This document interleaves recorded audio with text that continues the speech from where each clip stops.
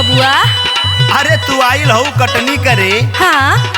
तहाई हसुआ लेके काहे मकनात हऊ खेतवा में? तुहार गेहूं पाक के एकदम झरता। अरे इतना हमारा गेहूं के बारे में चिंता बा तोहरा, ता अपना थ्रेसर से दाई देता, तब ना हम तोहरा के जनती। अरे काहे ये भौजी, विवेक गाजीपुरी भैया वाला थ्रेसरवा काम नहीं करत का? अरे अब उनका थ्रेसर पुरान हो गइल बा, उनकरा हिरीस ता बा, बाकी उनकर बैरिंग में अब गिरीस नहीं खे। अच्छा तो छोड़ा उनका थ्रेसर के, तू अपन गेहुआ तो पहले काटा, हम तो थ्रेसर के लाइन लगा दे। तू तो खाली बहसबा, हमार प्रॉब्लम तो जानबा ना। अरे तब फिर कौना बात के दिक्कत बा भौजी? अपन गेहुआ काटत काहे नहीं को, काहे के टाइम पास करत हऊ?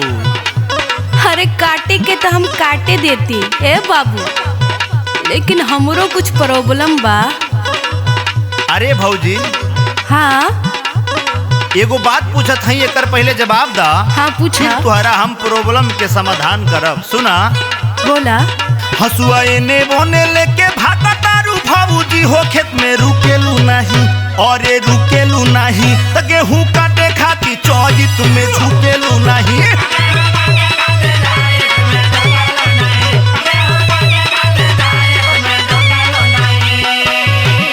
अरे देवर बाबू, तोहरा के का हमार बतिया मजाक लगाता?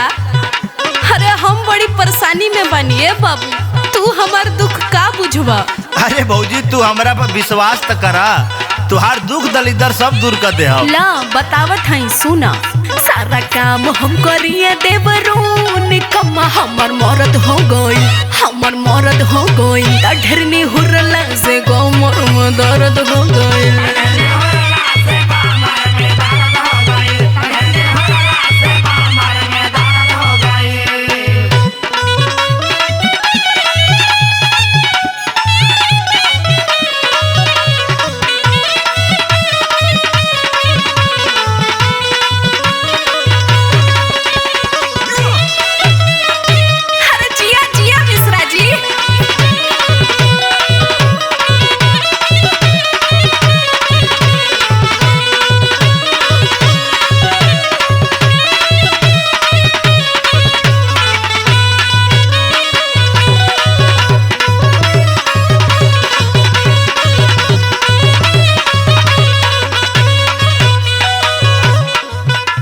भौजी ऐसन काहे कहत हऊ कि भैया निकम्मा हुए? हम तो देखले हैं बहुत काम करे ले। अरे देवर जी, इतना वो काम करते ता हम हई चैत के घाम में अपन गोर गोर चाम जरैती। अब करिया हो गइल बड़े भौजी। अच्छा सुना भौजी। बोला। गेहुआ तक केहू तरह अब कटाइए जाई काटत हऊ ता। हाँ। लेकिन एकरा आगे वाला जौन काम बा उ सब कर ले बाड़ू की ना? अरे कौन काम ए बाबू, हमरा के बताइबा तब नु जानब। छिल्ले बाड़ू खरी हनिया की ना, दवाई जहाँ बुझेलू नहीं, अरे बुझेलू नहीं, गेहूं काटे खातिर चरित में झुकेलू नहीं, काहे बोला?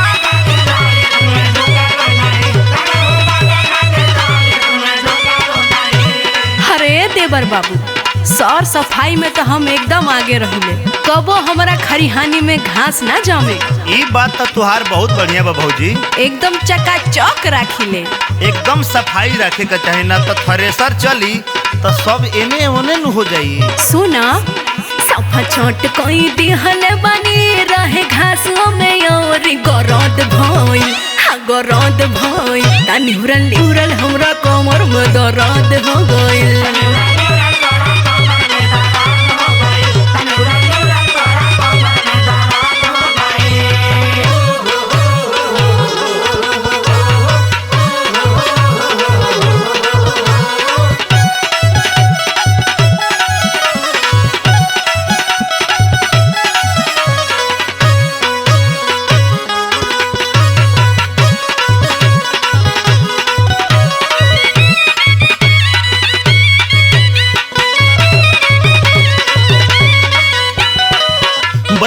ऐसन कहेलू भौजी हो कि दिल में हमरा ढुकेलू नहीं, और ये ढुकेलू नहीं, त गेहूं काटे खातिर चौजित में झुकेलू नहीं।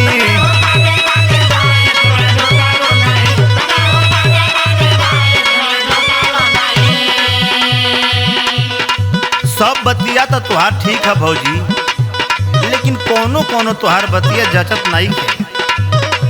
चैत में तुहार मन बिगड़ गइल बा हमरा बुझाता भौजी। अरे चैत के बयार से जवानी चरचरा जाला ए बाबू। सुना इंदला निराला काहे पूजा खातिर दिल में हम दर्द हो गई, हाँ हम दर्द हो गई। ता ढेरनी हुरला से कमर में दर्द हो गई। अरे जिया जिया मिश्रा जी।